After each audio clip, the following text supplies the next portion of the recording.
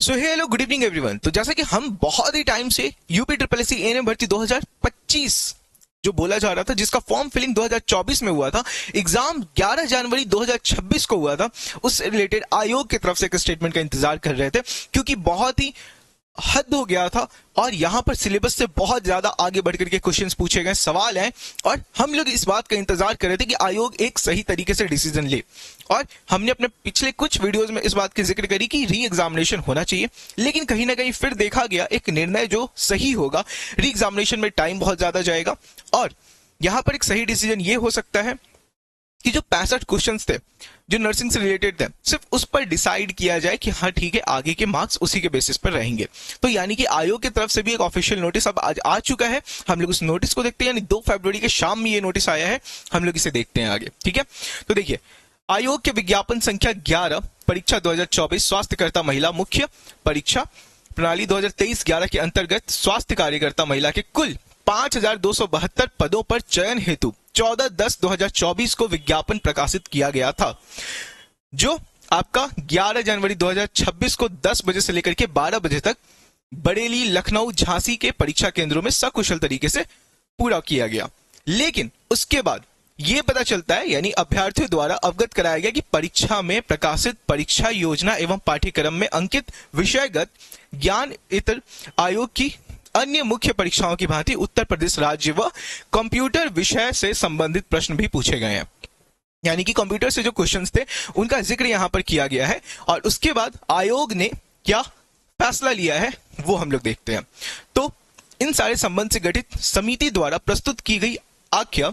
के परीक्षणोपरांत आयोग द्वारा इस संबंध में स्थापित विधिक व्यवस्थाओं के आलोक में विस्तृत विचार विमर्श कर उदक परीक्षा के प्रश्न पत्र में परीक्षा योजना एवं पाठ्यक्रम से भिन्न पूछे गए प्रश्नों हेतु परीक्षा में उपस्थित समस्त अभ्यर्थियों को पूर्णांक प्रदान किए जाने का निर्णय लिया गया है। अब देखिए यहां पर क्या कह रहा है, यानी आयोग हमारा यह फैसला लिया है कि जो कंप्यूटर से सवाल पूछे गए थे, यानी कि जो एक्स्ट्रा सवाल थे, उस सवाल के बदले में प्रॉपर मार्क्स मिलेगा, यानी कि कोई मार्क्स कट नहीं होगा। जो आपके पूरे सवाल थे, देखिए जो टोटल नंबर ऑफ क्वेश्चंस थे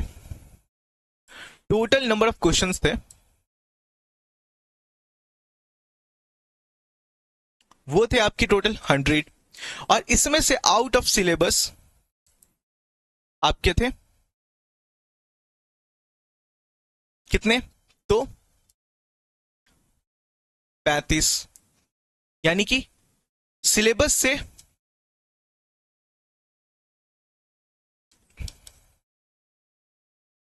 आपके 65 क्वेश्चन थे।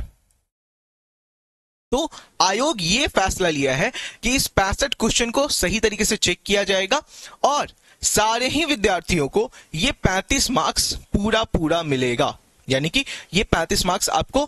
ग्रेस मार्किंग किया जा रहा है। तो ये एक बढ़िया फैसला है, ठीक है, और हम भी इस चीज से सहमत हो रहे हैं, क्योंकि जो 35 क्वेश्चन एक्स्ट्रा पूछे गए आप उसको हटा करके बाकी 65 क्वेश्चन पे ही मार्क का डिस्ट्रीब्यूशन कीजिए। तो ये बात भी सही, ठीक है। चलिए, मैंने कुछ अपने पिछले वीडियोस में री एग्जामिनेशन को लेकर के बातें करी थी, लेकिन हमें भी लगता है कि री एग्जामिनेशन अगर होता है तो ये एग्जाम का फिर पोस्टिंग और बाकी सारा चीज 2027 से भी आगे चला जाएगा, और ये हमारे लिए एक बहुत ही निगेटिव पार्ट होगा स्टूडेंट्स के लिए भी, और ये बहुत टाइम टेकिंग पार्ट भी हो जाएगा। तो ये एक ओके सॉल्यूशन है हमारे सामने में, और हमें लगता है कि ये सॉल्यूशन बेहतर है। लेकिन आगे अगर कुछ भी परेशानी हो, कुछ भी तकलीफ हो, किसी को किसी तरीके का कोई समस्या से गुजरना पड़े, तो उस समय भी हम आपके साथ हैं। किसी तरह का कोई प्रॉब्लम हो तो आप हमारे तक कांटेक्ट कर सकते हैं, ठीक है। लेकिन अब फैसला यही है कि सारे ही स्टूडेंट्स को यहाँ पे ये 35 मार्क्स प्रोवाइड किया जाएगा, और जो आपका एक्चुअल डिसीजन होगा वो इस 65 क्वेश्चन जो कि नर्सिंग से रिलेटेड क्वेश्चंस थे उसके बेसिस पर डिसाइड किया जाएगा, ठीक है। अब चलिए, यानी कि जो मार्किंग होगी वो 100 मार्क्स पर ही होगी, यानी कि 100 मार्क्स का ही टोटल कैलकुलेशन किया जाएगा, लेकिन उसमें 35 मार्क्स सभी को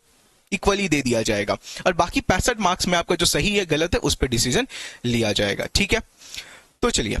अब यहां पर तो सारी चीजें क्लियर है, लेकिन आगे अगर किसी भी तरह का कोई प्रॉब्लम हो, या फिर आगे आप लोगों को जो भी परेशानी हम तक पहुंचानी हो, या हमें कोई आगे कोई स्टेप लेने की जरूरत पड़े, तो हमने ऑलरेडी पहले एक ग्रुप बनाया था जो UP triple S C ANM भर्ती करके है, जो व्हाट्सएप ग्रुप है उसका लिंक है ये, और इसका इसका क्यूआर कोड है, आप इसको स्कैन कीजिए और हमारे व्हाट्सएप ग्रुप में इंटर कर सकते हैं। और इसके अलावा इसका लिंक डिस्क्रिप्शन में पिन कर दिया जाएगा, कमेंट में पिन कर दिया जाएगा। आप उसके थ्रू उस ग्रुप में जुड़िए ताकि हम लोग इकट्ठे होकर के कभी भी आगे चल करके कोई स्टेप लेने की जरूरत पड़े उस पर स्टेप ले सके। इसके अलावा कट ऑफ से रिलेटेड जब अपडेट्स आए या मैं जब कुछ बताऊं तो आपको वहां पर मैं बता सकूं। इसके अलावा जब भी आगे कोई डॉक्यूमेंट वेरिफिकेशन या कोई भी चीजें हो उससे रिलेटेड हेल्प आपको हम लोग वहां पर कर सके। ठीक है, thank you, that's it for this video. उम्मीद करते हैं अब सारे लोगों को एक न्याय मिला और सभी लोग खुश होंगे। और फिर भी अगर कोई सवाल है तो कमेंट में लिखिए, हम लोग कमेंट में बात करते हैं। ठीक है, थैंक यू।